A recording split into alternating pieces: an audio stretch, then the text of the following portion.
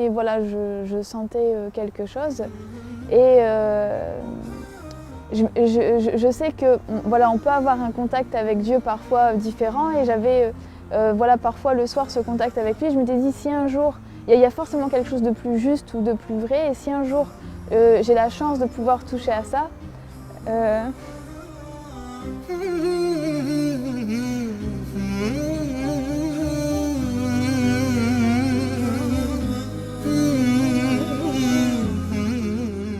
اللهم ثبتهم على الإيمان وارزقهم أعلى الجنان كما رزقتهم هداية القرآن.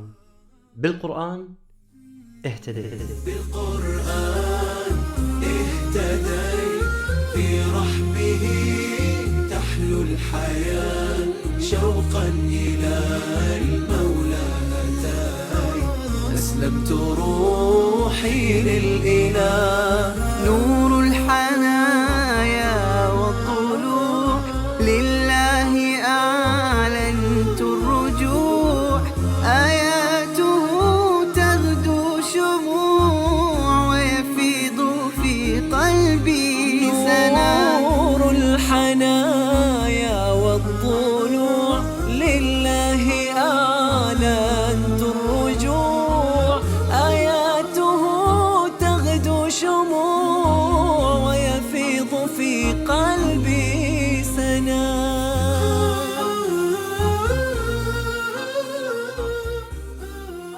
Salam alaikum, donc je m'appelle Barbara, j'ai 24 ans, donc je suis française et je suis d'origine de Lille. Je suis étudiante en master de sociologie et développement social, et je suis musulmane depuis 3 ans. التقينا مع بربرة في مدينة ليل بفرنسا، وهي هناك للدراسة. ترعرعت في إحدى قرى شمال فرنسا ولم تسمع عن الإسلام شيء. La religion chez mes parents, c'était peut-être plus fashion victime, donc les vêtements, etc. Donc on ne parlait pas trop de, voilà, de religion, de spiritualité, le Dieu n'était pas trop présent.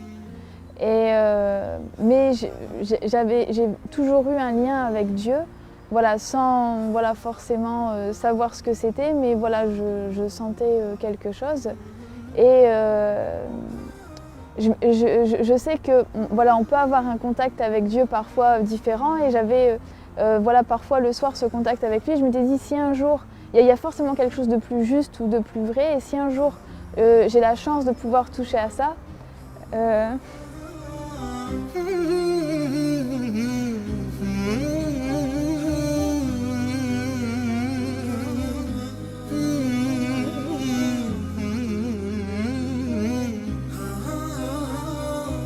القرب من الله سبحانه وتعالى له لذة خاصة لا يستشعرها إلا الصادق مع الله سبحانه وتعالى. تأثرت بربرة جدا من رحمة الله سبحانه وتعالى عليها بأنه اختارها وهداها إلى الإسلام. En fait, ensuite je suis arrivée à Lille pour faire mes études supérieures, j'ai emménagé dans une colocation, et il y avait une étudiante étrangère qui était marocaine, mais qui voilà, qui vivait pas l'islam, on n'en a jamais parlé, ça n'a jamais été un sujet de conversation. Elle vit vraiment de la manière occidentale, donc c'était absolument pas... donc j'ai pas connu à travers elle, mais une fois elle m'a dit voilà, je te propose d'aller chez mes parents au Maroc pendant 2 semaines, voilà, logé, donc nourri, et voilà, en tant qu'étudiant, les billets sont pas chers, donc on est parti.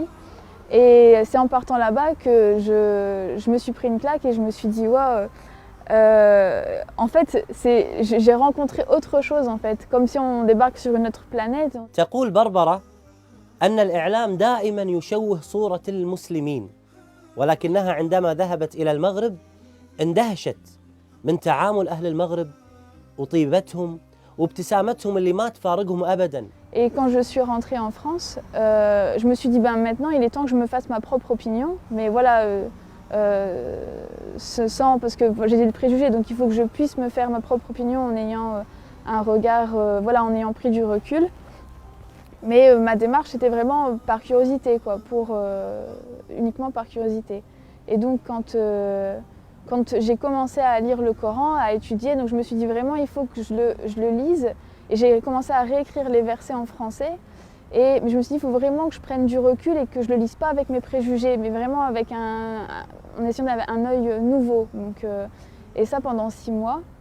Et لم تكن 6 أشهر سهلة بالنسبة لبربرة، فقد قرأت ترجمة القرآن بشكل عميق ودقيق، وبحثت عن الشبهات والرد عليها، واكتشفت الجانب الآخر من شخصيتها، إنها بربرة المؤمنة بخالقها. J'ai surtout lu le Coran en fait. Ça a été vraiment, j'ai vraiment essayé de lire et de comprendre.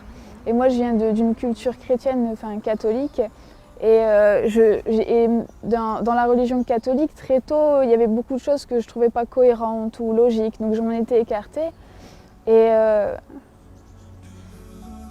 تذكرت تلك الأيام التي قرأت فيها القرآن لأول مرة، وتذكرت كيف كان الله يخاطبها مباشرة. إنه شعور جميل وبنفس الوقت مؤثر. ما هو شعورك الآن؟ Justement, quand je lisais le Coran, j'ai...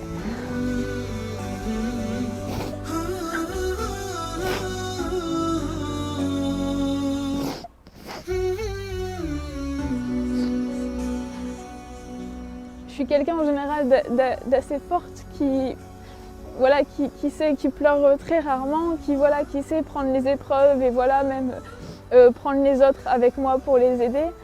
Et quand j'ai lu le Coran, j'ai eu la même sensation que quand je demandais de la vérité ou d'être rapprochée de ça, ou que si j'avais cette vérité, je ferais partie de ces gens-là. Quand je lisais le Coran, j'avais cette sensation vraiment que, en fait, qu'il y avait un sens et que j'appartenais à Dieu. Et voilà, c'est voilà ce que je ressens. Et ce que je ressens maintenant, voilà, c'est qu'on lui appartient et c'est qu'à lui que j'appartiens et que c'est une sensation énorme et qu'on peut être très riche ou puissant, mais sans lui on n'est rien. Et je pleure rarement, c'est vraiment, mais quand je reparle de ça, j'en parle rarement parce que c'est quelque chose qui me prend vraiment et je sais que sans mon Seigneur, je suis rien, que j'ai pas... je ne sais pas à l'heure actuelle, si j'étais pas devenue musulmane, il y aurait aucun sens dans ma vie, qu'il y aurait pas...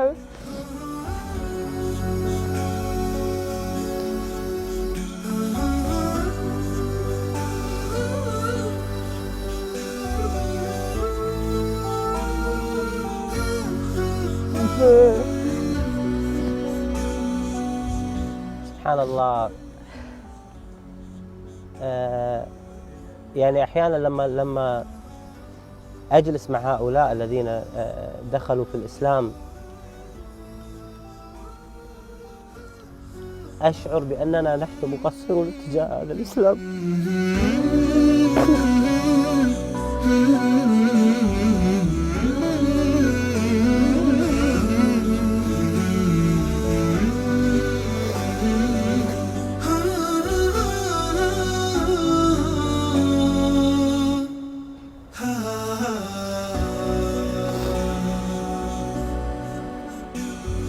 أقول ماذا قدمنا نحن للإسلام؟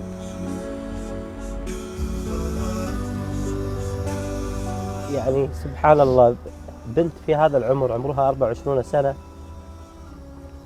عندما تتذكر كيف دخلت في الإسلام وكيف هداها الله سبحانه وتعالى تشعر بأن الله سبحانه وتعالى أنعم عليها بأعظم نعمة على الإطلاق، وهي هذه النعمة التي أنعم الله سبحانه وتعالى علينا بها، وهي نعمة الإسلام العظيمة. لماذا نحن لا نشعر بهذه القيمة؟ وماذا نقول للنبي عليه الصلاة والسلام الذي تعب واجتهد حتى نشر هذا الدين، ونحن ديننا لا يتعدى حدود منطقتنا ولا يتعدى حدود دولنا؟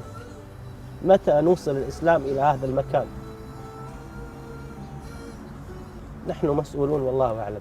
لما اشتكى جوف الظما، لما بكى جفني دم، والدرب خاف